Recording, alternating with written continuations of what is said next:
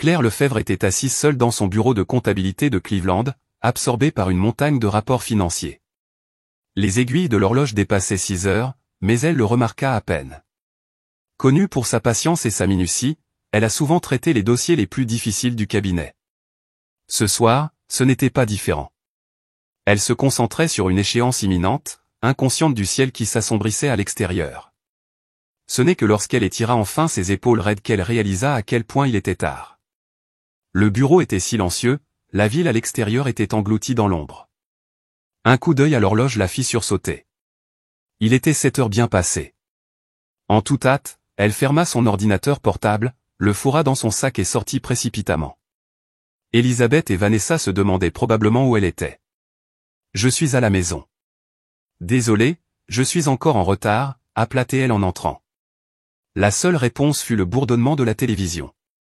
Elisabeth, allongée sur le canapé, tourna la tête paresseusement.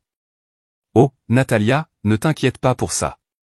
Nous avons déjà mangé, dit-elle avec un petit sourire fatigué. Je t'ai laissé de la nourriture dans le réfrigérateur. » Natalia se pencha pour embrasser la joue de sa mère, puis jeta un coup d'œil à sa sœur. Vanessa se recroquevilla sur la chaise adjacente, la reconnaissant à peine, agitant ses doigts dans un signe sans enthousiasme avant de se retourner vers son téléphone. C'était leur routine depuis plus d'une décennie, ils étaient seuls tous les trois depuis que leur père, Jonathan, avait quitté leur vie après le divorce. Le père de Natalia a disparu de leur vie, coupant tout contact au fil du temps. Tout lien qu'elle avait eu avec lui s'est évanoui dans le passé alors qu'elle se tenait dans la cuisine, réchauffant les restes que sa mère avait mis de côté. Son esprit dérivait vers la pile toujours croissante de factures. Elle était la seule à subvenir aux besoins, celle qui maintenait la maison à flot tandis qu'Elisabeth et Vanessa contribuaient à peine au-delà des excuses. Sa mère avait pris une retraite anticipée, travaillant occasionnellement à temps partiel, mais jamais suffisamment pour faire une réelle différence. Vanessa, de son côté, a affirmé qu'elle recherchait activement un emploi, mais Natalia n'a jamais vu la preuve d'un réel effort. Nos dépenses ont augmenté plus que prévu ce mois-ci, commença Natalia en s'installant dans le salon, son repas à peine touché. Elisabeth haussa simplement les épaules. Cela arrive quand on vieillit. On oublie des choses. J'ai peut-être un peu trop dépensé, a admis Vanessa, toujours collée à son téléphone. Thérapie de vente au détail, vous savez. J'essaierai de réduire les dépenses le mois prochain. Natalia expira brusquement, pressant ses doigts contre ses tempes. Elle voulait réagir pour exiger plus de responsabilité de leur part, mais les mots restèrent dans sa gorge. C'était sa famille, sa responsabilité. Elle ne pouvait se résoudre à remettre en question leur sincérité. Le lendemain après-midi, alors qu'elle triait une montagne de paperasse au bureau, son téléphone sonna avec un numéro inconnu. En supposant qu'il s'agissait d'un client, elle a répondu. « C'est Claire Lefebvre ?» demanda une voix masculine. « J'appelle de New Life Insurance pour confirmer que le récent changement de bénéficiaire de votre police a été traité. » La prise de Natalia sur le téléphone se resserra. « Changement de bénéficiaire » répéta-t-elle, un frisson lui parcourant le dos. « Je n'ai jamais autorisé cela » a-t-elle poursuivi. « Le mois dernier, une demande a été déposée pour changer de bénéficiaire en Catherine Lefebvre. Et Sophie Lefebvre. Votre signature est au dossier. » Mais le souffle de Natalia se bloqua dans sa gorge. Le sang s'écoula de son visage alors qu'elle serrait plus fort le téléphone. Sa signature ? Cela ne pouvait pas être vrai. Je n'ai jamais autorisé un tel changement, balbutia-t-elle, le pouls martelant ses oreilles. Il doit y avoir un malentendu. Je vais y réfléchir. Après avoir mis fin à l'appel, elle resta figée à son bureau, incapable de bouger. Les mots résonnaient dans son esprit. Son nom gravé sur une police d'assurance vie, et les seules personnes qui auraient pu le faire. Non, ce n'était pas possible. Ce week-end-là, elle a mis de côté cette pensée troublante, se concentrant sur sa routine habituelle du samedi pendant que sa mère et sa sœur faisaient du shopping. Natalia en profite pour ranger la maison. Au moment où elle en a fini avec le salon, elle a décidé de s'attaquer à la chambre de Vanessa, un espace dans lequel elle entra rarement. Pendant qu'elle passait l'aspirateur, la buse a heurté quelque chose sous le lit. Curieuse, elle s'accroupit et l'attrapa. Ses doigts effleurèrent la surface métallique froide d'un vieil ordinateur portable. Natalia le sortit et hésita, le cœur battant. On aurait dit qu'il n'avait pas été touché depuis des années. Pourtant, une étrange impulsion la poussa à appuyer sur le bouton d'alimentation. Elle ne s'attendait pas encore à ce qu'il s'allume. En quelques secondes, l'écran s'est réveillé, sa lueur sourde illuminant la pièce sombre. Un bureau familier est apparu, aucune invite de mot de passe, aucune mesure de sécurité. Comme s'il l'attendait. Ça marche toujours, murmura-t-elle. Puis quelque chose attira son attention. Une fenêtre de discussion laissée ouverte sur l'écran. Le chat de groupe familial. Alors que Natalia parcourait distraitement le chat, son regard se posa sur un message d'il y a 3 mois. À combien devrions-nous fixer l'assurance vie de Natalia? Nous voulons que le paiement soit aussi élevé que possible, mais nous devons l'augmenter lentement pour que cela ne paraisse pas suspect. Son pouls hésitait. Elle cligna des yeux, certaine d'avoir mal lu. Mais le message suivant était encore pire. En attendant, continuons à l'utiliser comme un distributeur automatique. Nous avons aussi besoin de ses économies. Ses doigts sont devenus engourdis. Le téléphone lui échappa presque alors que les mots s'inscrivaient dans son esprit. Cela devait être une blague. Une blague malsaine et tordue. Mais à mesure qu'elle avançait, les messages continuaient, chacun plus accablant les uns que les autres. Bon appel pour changer son mot de passe bancaire. Elle n'a même pas remarqué que les formulaires d'assurance sont prêts. J'ai parfaitement falsifié sa signature. L'estomac de Natalia se noie. Son esprit chancela. Le mois dernier, c'était à ce moment-là que la compagnie d'assurance avait appelé.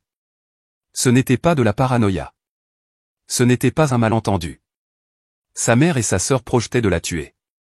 Une vague de nausées l'envahit alors qu'elle continuait à lire. Si nous l'empoisonnons à petite dose, les médecins penseront qu'elle a des problèmes de santé sous-jacents.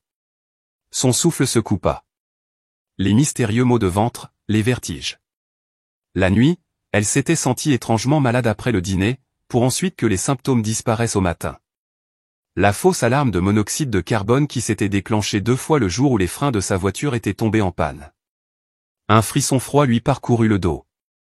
Rien de tout cela n'était un accident.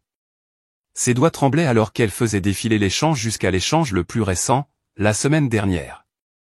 Son anniversaire est le moment idéal. Ouais. Nous préparons un dîner spécial. Natalia plaça une main sur sa bouche, étouffant un halètement. Son anniversaire était dans 2 semaines. Un petit son étouffé s'échappa de sa gorge. Non. Le bruit de la porte d'entrée qui s'ouvrit en grinçant envoya un sentiment de panique dans le corps de Natalia. Ils étaient chez eux, le cœur battant. Elle tâtonna pour éteindre l'ordinateur portable, le remettant en place juste au moment où des pas s'approchaient du couloir. Nathalie. La voix d'Elisabeth résonna. Où es-tu? Natalia déglutit difficilement, forçant sa voix à quelque chose qui ressemblait à du calme. Ici, je nettoie juste la chambre de Vanessa. La porte s'ouvrit et la tête d'Elisabeth jeta un coup d'œil à l'intérieur. Oh, eh bien, c'est gentil de ta part, mais Vanessa devrait nettoyer sa propre chambre. Natalia tenta de sourire, mais son visage ne voulut pas coopérer. Chaque muscle de son corps était rigide de tension. Elisabeth plissa les yeux. Est-ce que tu te sens bien? Tu es pâle. Natalia serra plus fort la poignée de l'aspirateur. Juste un peu fatiguée, marmonna-t-elle. J'ai fini ici. Je vais me diriger vers ma chambre maintenant. Elisabeth hocha la tête, sa voix étrangement douce. Bien. Tu devrais te reposer. La gentillesse dans son ton envoya une vague d'effroi dans le dos de Natalia. Elle se força à marcher calmement dans le couloir, fermant la porte de sa chambre avec un léger clic dès qu'elle se ferma.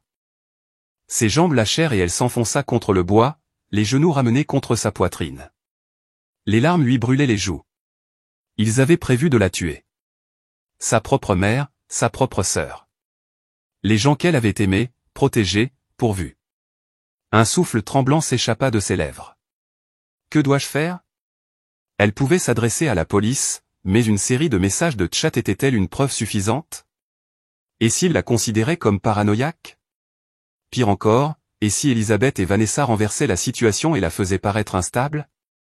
Ses doigts s'enfoncèrent dans ses bras. Elle n'avait aucun allié ici. Personne à qui faire confiance à une seule pensée. Briser le brouillard de son désespoir.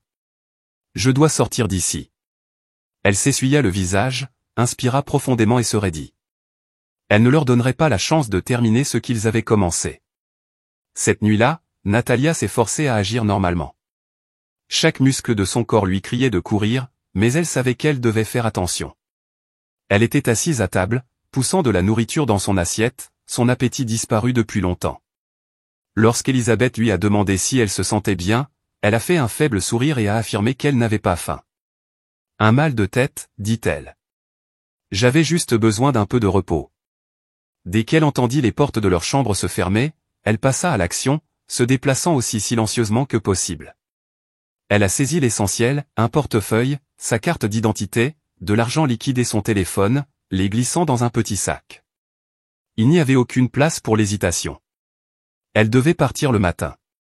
Assise dans l'obscurité de sa chambre, elle regardait le ciel éclairé par la lune, le cœur serré. Tout ce qu'elle avait connu, les personnes en qui elle avait autrefois confiance, s'étaient retournées contre elle. La trahison était plus profonde qu'elle ne pouvait l'exprimer avec des mots. Au moment où les premiers signes de l'aube se sont glissés à travers les rideaux, Natalia était déjà habillée et prête. Les chiffres rouges lumineux sur son horloge indiquaient 5 heures du matin. Assez de temps pour s'échapper avant qu'il ne se réveille. Elle bougeait avec précaution, évitant toutes les planches desserrées alors qu'elle jetait son sac sur son épaule. Au bureau, elle a griffonné un petit mot, partant tôt pour un travail urgent. Reviens ce soir. Un mensonge, mais nécessaire. Cela lui ferait gagner du temps, peut-être même une journée entière, avant qu'il ne réalise qu'elle était partie pour de bon.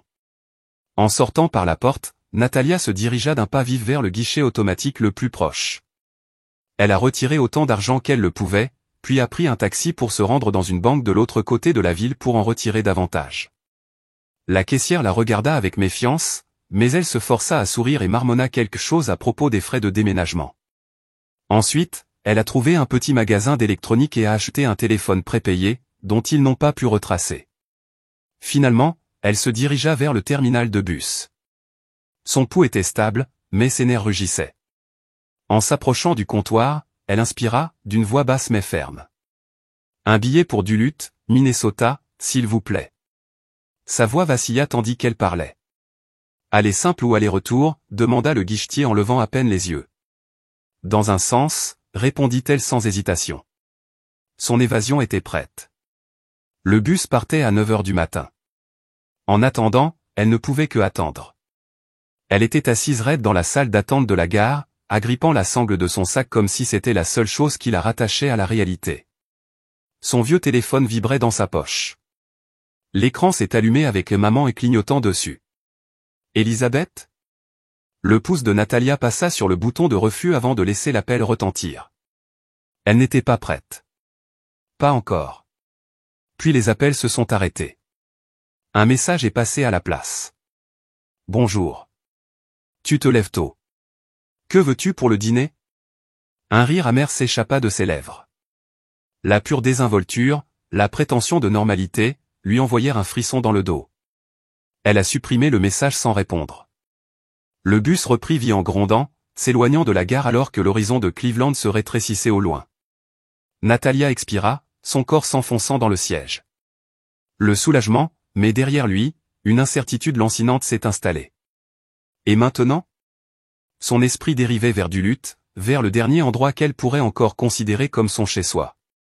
Germaine Lefebvre, sa grand-mère maternelle, y vivait, même si cela faisait des années qu'elle ne se parlait plus.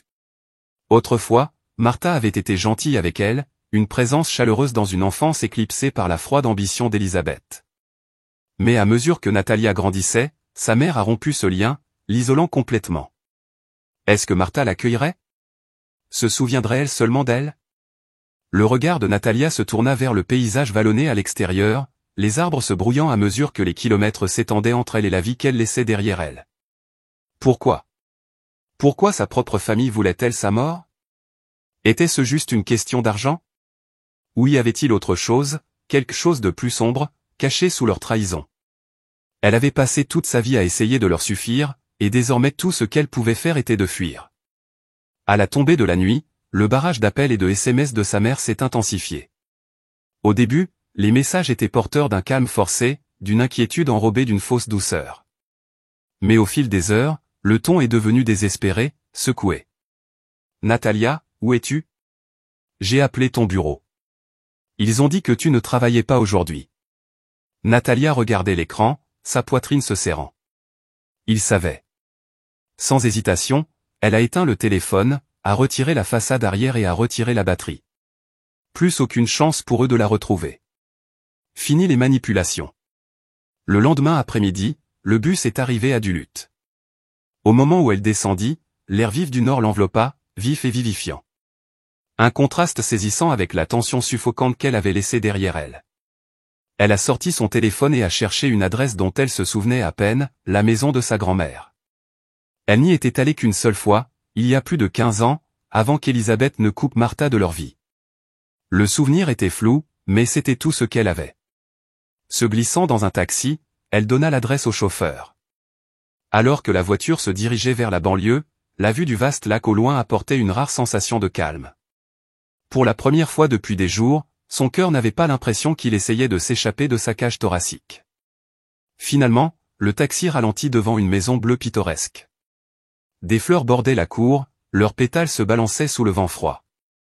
Natalia hésita, ses doigts serrés en poing à ses côtés. Martha se souviendrait-elle d'elle? La laisserait-elle entrer après toutes ces années? Elle se força à avancer, chaque pas plus lourd que le précédent. À la porte, elle appuya sur la sonnette, la main tremblante contre le bois usé. Une seconde s'étira, puis la porte s'ouvrit en grinçant. Une petite femme aux cheveux blancs se tenait devant elle, de profondes rides bordant son visage, mais ses yeux bleus perçants étaient perçants de reconnaissance. Le souffle de Martha se coupa, son regard s'écarquillant. Nathalie? Natalia avala la boule dans sa gorge. Salut, grand-mère. Sa voix était à peine au-dessus d'un murmure. Puis-je entrer un instant? Silence. Puis les larmes montèrent aux yeux de Martha et elle ouvrit les bras. Bien sûr, mon cher enfant. Natalia s'avança, tombant dans la chaleur de la seule personne au monde qui pourrait encore l'aimer. Vous êtes toujours le bienvenu, ces mots. Natalia s'effondra dans les bras de sa grand-mère. Les murs qu'elle avait construits autour de ses émotions se sont effondrés et des sanglots ont déchiré son corps. Pour la première fois depuis des jours, elle s'autorisa à craquer. Plus tard, dans le salon confortable de Martha, elle s'est assise avec une tasse de thé chaude. Ses mains tremblaient. Le poids de tout ce qu'elle avait découvert pesait sur sa poitrine. Mais elle se força à parler, racontant de manière hésitante les horreurs qu'elle avait découvertes, les messages sur l'ordinateur portable de Vanessa, la fraude à l'assurance, le complot de meurtre soigneusement planifié et orchestré par sa propre mère et sa sœur. Sa voix vacilla, se brisant sous la simple gravité de tout cela. Martha était assise en silence, son expression illisible, un mélange de chagrin et de fureur à peine contenu. Ta mère? La voix de Martha était calme mais ferme. Elle a toujours été gourmande. Même lorsqu'elle était enfant. Elle ferait n'importe quoi pour de l'argent. Mais je n'ai jamais pensé. Elle s'interrompit en secouant la tête. Natalia déglutit difficilement. Je ne comprends pas pourquoi moi. J'étais leur famille. Je leur ai tout donné. Martha tendit la main et serra les mains tremblantes de sa petite fille. Tu es en sécurité maintenant. Reste ici. Personne ne te fera plus de mal. Le lendemain matin, Martha n'a pas perdu de temps. Elle a contacté Jean-Luc Bertrand, un ami de longue date et avocat à la retraite. Bien qu'il ne pratique plus, il a accepté de les rencontrer immédiatement. Thomas écouta attentivement Natalia raconter à nouveau tout, cette fois avec plus de sang-froid. Quand elle eut fini, il se pencha en avant, l'air sérieux. Avez-vous des preuves? Des captures d'écran? Des enregistrements? Le ventre de Natalia se tordit à cause de la panique. Elle n'avait pas pensé à documenter quoi que ce soit au-delà de sa fuite immédiate. Elle ouvrit la bouche pour dire non, puis se figea. Attendez. Son pouce accéléra. J'ai pris des photos. Elle s'est précipitée pour récupérer son ancien téléphone, tâtonnant pour remettre la batterie. Dès qu'il s'est allumé, un flot de notifications a frappé son écran. Des dizaines d'appels manqués, des messages affolés d'Elisabeth et Vanessa. Elle les a ignorés. Au lieu de cela, elle a ouvert sa galerie. Le soulagement envahit ses veines. Ils étaient là, les captures d'écran incriminantes capturant chaque détail horrible de l'intrigue. Est-ce que cela suffira? Demanda-t-elle en tendant le téléphone à Thomas. Il examina attentivement les photos en hochant la tête. C'est un début, a-t-il déclaré. Nous devons porter cela à la police. Pendant ce temps, à Cleveland, Elizabeth et Vanessa se démêlaient. Au début, ils pensaient que Natalia était simplement en retard. Puis la nuit tomba. Puis le matin arriva. Toujours aucun signe d'elle. Aucun retour d'appel, aucune réponse. La panique s'installe. J'ai vérifié sa chambre, dit Vanessa en faisant les 100 pas avec anxiété. Certaines de ses affaires ont disparu. Des vêtements? De l'argent liquide. Son téléphone. Elle se tourna vers sa mère. Elle a couru? Les doigts d'Elizabeth s'enfoncèrent dans le tissu du canapé. L'a-t-elle découvert? Vanessa se moqua, mais il y avait une pointe d'incertitude dans sa voix. C'est impossible. Nous avons été prudents. Pourtant, ce sentiment de malaise ne les quittait pas. Le lendemain, leur désespoir atteint un point de rupture. Ils se sont rendus à la police et ont déposé un rapport de personnes disparues, mettant en scène des membres de la famille désemparés. Et pour que ce soit encore plus convaincant, Vanessa s'est tournée vers les réseaux sociaux. Ma sœur a disparu.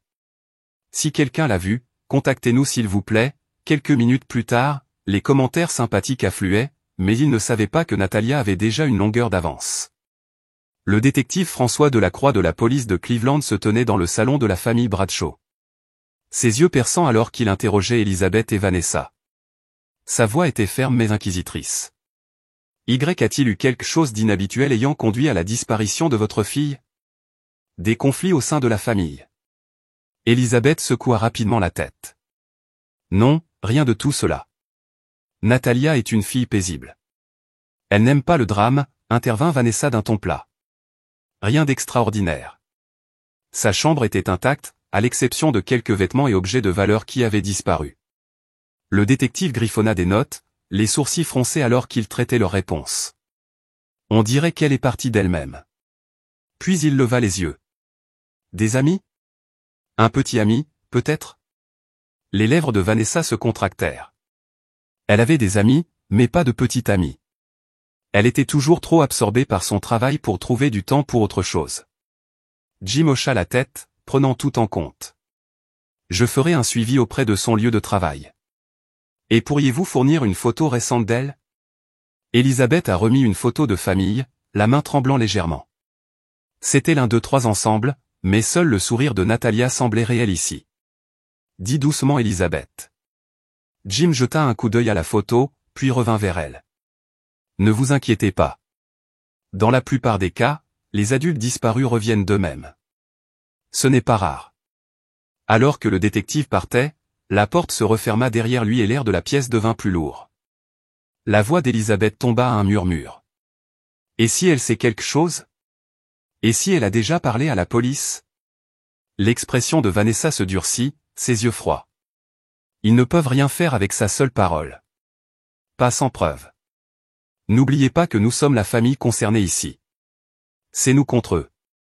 Pendant ce temps, à des centaines de kilomètres de là, à Duluth, Natalia, aidée par Martha et Thomas, se dirigea vers le poste de police local.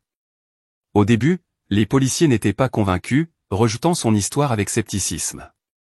Mais lorsqu'ils ont vu les journaux de discussion, les changements soudains dans les polices d'assurance de sa famille et l'histoire troublante de ses maladies inexpliquées, leur attitude a changé. Les agents ont commencé à relier les points. Quelque chose n'allait pas. La police de Duluth a immédiatement contacté la police de l'État de l'Ohio, qui a à son tour partagé les détails troublants avec Cleveland.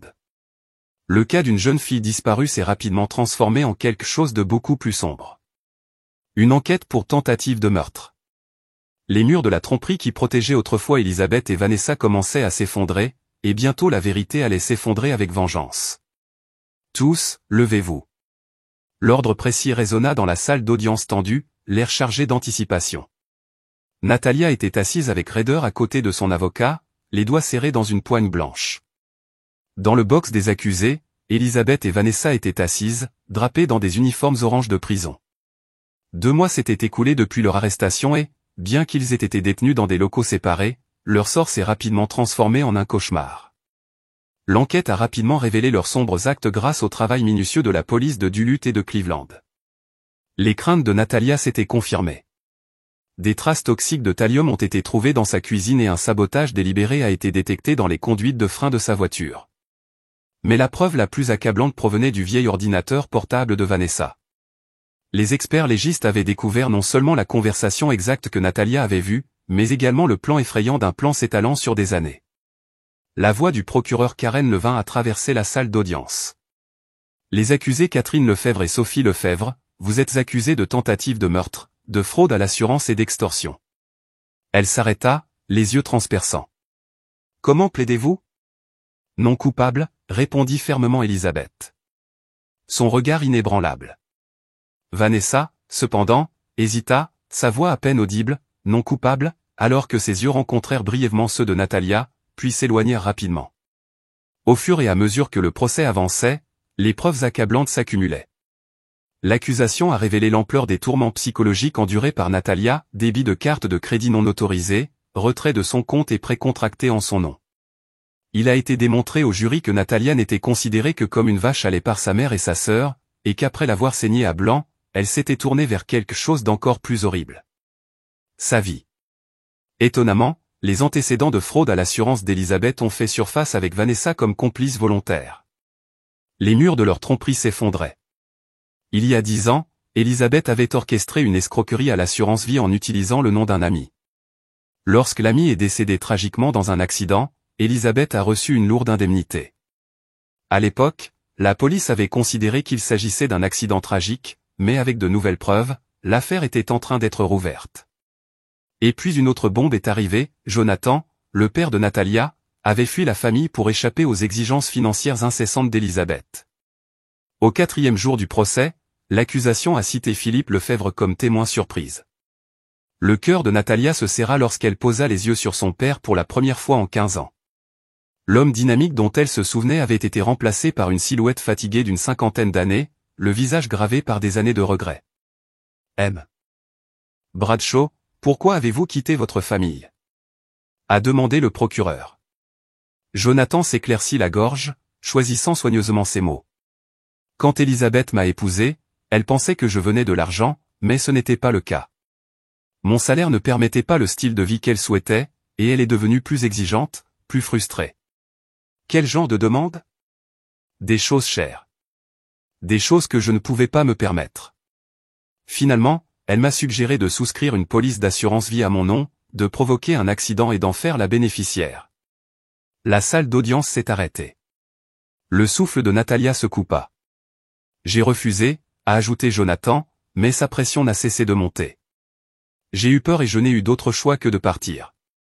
Mon plus grand regret est de laisser mes filles avec elle, en particulier Natalia. Ses yeux rencontrèrent les siens, pleins de tristesse. J'aurais dû te protéger. As-tu réussi à rester en contact avec Natalia, insista le procureur. Pendant un moment, nous l'avons fait, a déclaré Jonathan, la voix brisée. Mais Elisabeth a rendu cela impossible. Elle a modifié mes coordonnées, caché mes lettres. Finalement, nous avons été coupés. Les larmes montèrent aux yeux de Natalia alors qu'elle se souvenait des lettres qui ne sont jamais arrivées. Toutes ces années à réfléchir, pour apprendre la vérité. La défense a tenté de discréditer les preuves, mais les preuves numériques et physiques écrasantes ont tenu bon. L'empire du mensonge d'Elisabeth s'effondrait. L'avocat de Vanessa a tenté de la présenter comme une victime de la manipulation de sa mère, dans l'espoir de rejeter la faute sur elle. Mais à mesure que le procès avançait, Vanessa a craqué. Au 7e jour, elle a demandé un accord de plaidoyer, proposant de témoigner contre Elisabeth en échange d'une réduction de peine. À la barre, sa voix vacilla tandis qu'elle avouait. Ma mère a tout planifié, a-t-elle déclaré. Si Natalia n'était plus là, nous pourrions vivre de son assurance. Au début, je pensais qu'elle plaisantait, mais elle était sérieuse. Le procureur a insisté. Et tu as accepté? Vanessa hésita, baissant les yeux. Je ne pouvais pas lui échapper. J'ai toujours fait ce qu'elle me disait. Lorsque Natalia est venue à la barre, elle a parlé avec courage, malgré la douleur. Elisabeth resta froide, rejetant les propos de sa fille.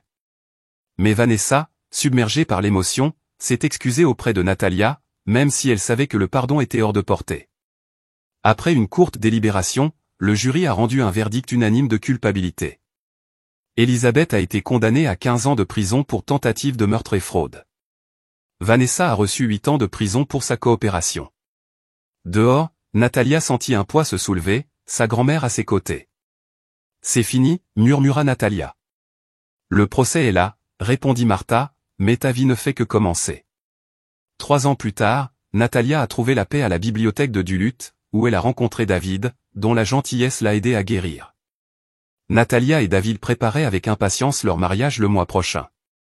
Alors qu'elle le guidait vers l'étagère avec un sourire, son cœur se sentait en paix. Plus tard, elle est retournée chez sa grand-mère Martha. À 78 ans, la santé de Martha avait commencé à décliner, mais elle trouvait toujours de la joie à s'occuper de son jardin. Vivre avec Martha avait apporté à Natalia la chaleur familiale dont elle rêvait. Ce soir-là, le téléphone sonna. C'était David, qui confirmait les détails du mariage. Natalia sourit doucement et se tourna vers sa grand-mère. « Tu sais, grand-mère, je suis vraiment heureuse, a-t-elle déclaré. Je suis tellement content d'être venue ici. » Martha lui serra la main. « Si tu es heureux, je le suis aussi. » La relation de Natalia avec son père, Jonathan, était également en voie de guérison. Il avait déménagé au Minnesota pour être proche d'elle. Même si le chemin vers la reconstruction de leur lien a été lent, Natalia a trouvé de l'espoir dans les progrès.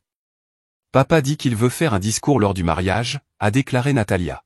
« C'est un signe du chemin parcouru », répondit gentiment Martha. Plus tard dans la nuit, Natalia a reçu une lettre oblitérée de la prison. Il s'agissait de sa sœur, Vanessa, qui s'est excusée pour ses actes passés et a exprimé ses regrets pour la douleur qu'elle avait causée. Natalia ne pouvait pas encore lui pardonner, mais elle voulait croire que Vanessa avait changé. Elle avait également reçu des lettres d'Elisabeth, mais elles étaient pleines de reproches et jamais d'excuses. Natalia savait que ce n'était pas sa responsabilité de changer de mère.